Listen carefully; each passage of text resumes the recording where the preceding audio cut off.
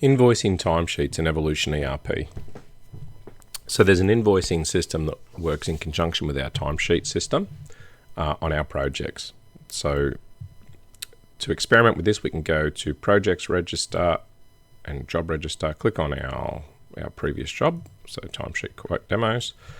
So we can see we've got 3 timesheets here that are uninvoiced. So some of these timesheets have 2 items on them, some have just a single item on them. So let's look at how we can invoice these timesheets, or we can invoice this outstanding work. So we can click on Invoice Job. We can go to Create an Itemized Invoice from Timesheets. So if we tick Create New Invoice, so if there's an open invoice for this client that's still in draft, it will be presented in here, and we could append these costs from this job to that open invoice, but there's not one here, so let's go Create New Invoice. Selecting an invoice type, I'm just going to select Professional Services.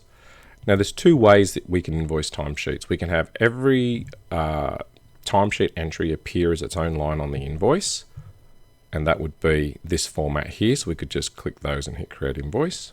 We'll do both. The second method is that we could click Summary. So what this will do is this will group the items that have time against them and put a single line on the invoice for each of those items. So let's have a look at how that appears on the invoice.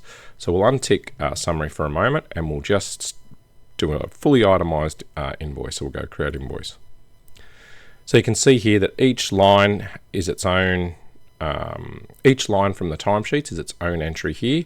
This could result in quite a long invoice, but it may be the way you'd like to go.